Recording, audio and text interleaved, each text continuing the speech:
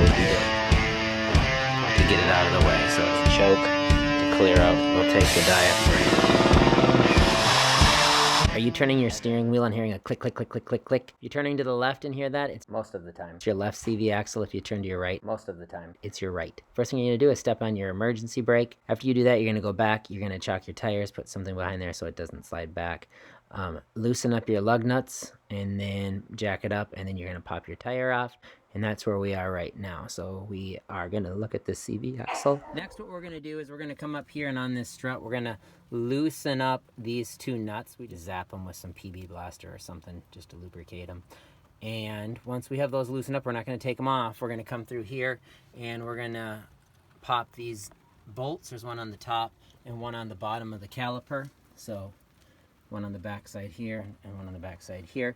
And then we're gonna take that and we're gonna hang that up and out of the way, but we do want to loosen those up so it's not in the way while we're trying to loosen those up. From there, we're going to remove this key here, this cotter key, and take that out, and then we're going to remove this some PB Blaster there. And now I've got both of these, so they're loose. So these were a 21 millimeter, and this is a 13/16 on the back of the. And now we're going to remove both of these. And then I use my impact wrench on the bottom one. I got that loosened up, but I did just screw it in a few times just so that it's holding. And then we're going to take this off. We just don't want it to drop straight out. And we're going to get this, and then I'm going to tie this up to the strut.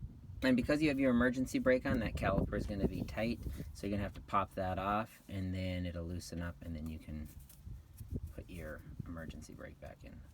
And once we have that caliper out of the way, we are going to pull this cotter pin out. So I've straightened it, and we're going to have to just work it out.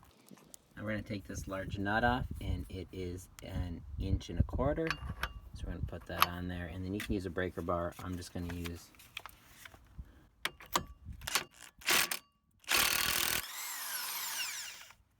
and then we're just going to make sure our axle pushes in. This one does. Pull this off. And then when you're pushing, if this is totally wedged in there, you can just take a screwdriver or something like that gets up in here, and then just pound it with a hammer a few times. Next, we're going to take this nut off, and you might have to put another wrench on the other side. Coming off without doing any wrench on the other side. And now this is in there tight. You're going to want to have a tendency to pound it, and you probably could because it's rounded, but it's always suggested that you're going to put this nut on, and then you're going to give it a few whacks to push it out the other side. Now, these ones took some serious pounding. They were in there pretty tight, and once we get those pounded through, then we can just remove these nuts. And you can see the splines right there. So we're going to pull this out from the strut, and then while I'm doing that, when that comes out, we're going to come down here and we're going to push in on this CV. And this one's a little bit more challenging because our CV axle is actually broken, so this is pushing out. So I'm going to have to take something to pry this and push that back through. So what I found is the back of my wrench here and a hammer.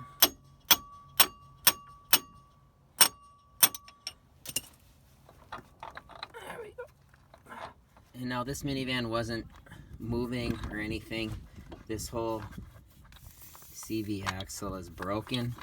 And now we're going to come under here, and then we're going to have to pry this end out, the back end of the axle. Now you might be able to get away using a large screwdriver here. That did not work for me, so I put this large pry bar back there. Well, I came in here, got that pry bar up in there, and then wedged it. Got it starting to move, and I'm just going to be able to pull it out now. And then I have a drip pan under here. You can see it's starting to drip transmission fluid. To get that started, you can just put 2 hands on here. You can give it a pull. Watch out for your brake line, and then this boot right here is probably going to get hung up here, but you can at least get it started. Wiggle it out. There, I got it, so it's out. You can see the transmission fluid's coming. Now I've removed it, it's draining out.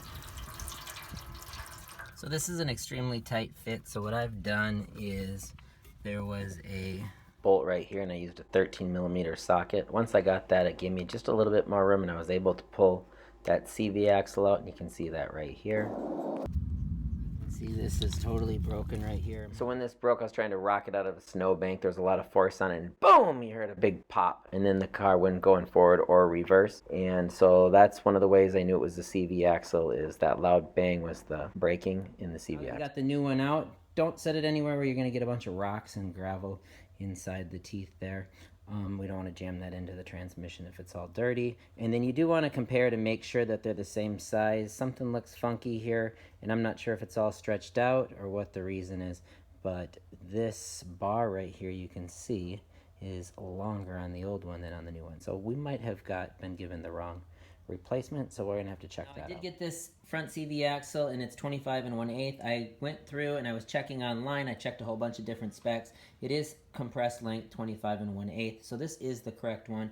And then I kept searching, and I found that this is the one that fits the 2008 to 2010. It's a little bit longer, and it is the incorrect CV axle. So I'm going to put the correct one in, and that might be a reason why it did break. And you're going to see this little ring right here. That's going to hook into the transmission.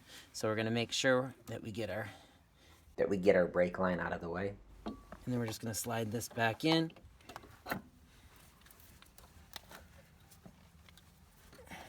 Take this, and you're going to slightly get it in there, and then you're just going to give it a little spin, and you'll feel those splines line up. So you can, once you get there, you can feel it. It'll actually drop into place.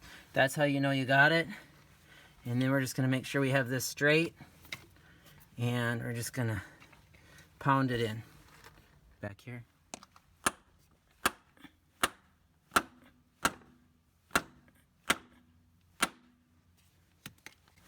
And then once we know we got that in all the way, and you want to make sure that you get that that little ring to connect in with the transmission. And once that's in, you're good to go in that aspect. And then we'll start putting this back together. And then we're just going to tighten this bolt right here. So we'll get that tight. Then we're going to take this nut off. And then we're going to get these splines. We're going to push these back through the hub bearing. And then we're going to make sure we can get those splines. We're going to end up spinning this axle. We want to make sure that this is in here fairly close. And we're going to spin that around until those splines line up. So then you're going to rock that. You do have to be careful, because when it does pop through, because I just popped it through a second ago, I pulled it back out, but I actually pinched my finger in the back. So when it does find the splines, it's going to shoot through right away. So make sure your finger's not back there. Pinch my finger pretty good.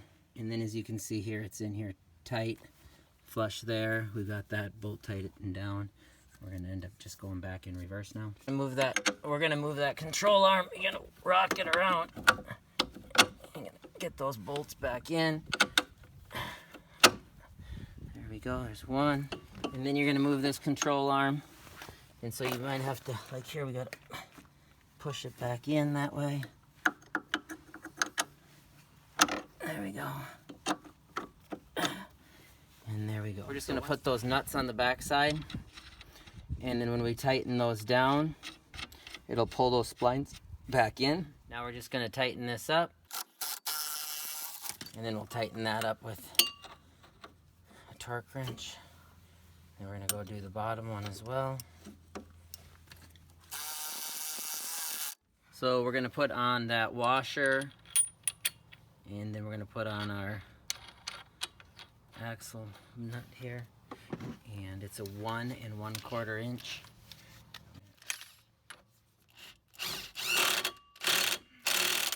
Get that on, and then it's going to torque to 180 foot-pounds.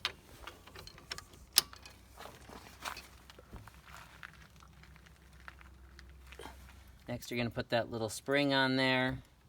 And then you're going to have your little loop here. And what you're going to do is you're going to take your cotter key and push it through. And here it's not really lining up, so I am going to have to slide that nut over. Just give it a little tad bit tightening. And then once we have that, We're gonna put our cotter key in there. And if you're having an issue because your cotter key's been bent out a little bit, you might have to take a pliers and just give it a quick squeeze so you can get it to push back through there. So I just grabbed that with my pliers because it wasn't going through, and I tightened it and twisted it back on itself. And then once you get it started, you can give it a little tap with the hammer or your pliers. And then make sure when you're coming through on the other side, I see it feels like it's getting caught up. Look to see what you're getting caught up on so that we're not wrecking anything here. So it looks like it's catching on that. So we might have to pop that back just a little bit. So we don't want to break that. To get that key through, then we just take the ends and bend those back. I got the caliper put on here, and we're going to make sure that get that threaded in there, and then make sure it's threading before you let it go. You're going to have a tendency to want to pull back out the other way because we don't want to let it go and then have it pull down and wreck your line. So that one's holding. So we're going to start the other one on the bottom, and you just put both of those in. We got to take off any of those lugs that we put on because we're going to be putting the tire back on. And here's one of the issues of working outside is it's starting to rain on us. So we're going to rip these off real quick, get that tire on. Once we get our tire on, we're going to hand do our lugs. Remember, you want to get them started to make sure that you're not cross-threading them. These are really easy to cross-thread. Start all 5 of these, hand started, and then what we'll do is we'll finish, and then we'll torque these to 110 foot-pounds. Yeah. And we're going to do the star pattern. Check the transmission fluid. We're going to have to add some. We lost a lot of transmission fluid, and we'll give her a test drive. There was other issues down here. There's a front ball joint that's having some issues. This car hasn't ran for 1.5 years. So before we spent all the money changing everything, control arm and tie rods and everything, we figured we'll get this CV axle done. Make sure there was no other major issues. Then we'll just go through, and if it's running fine, we will go through and change the rest of the front end parts.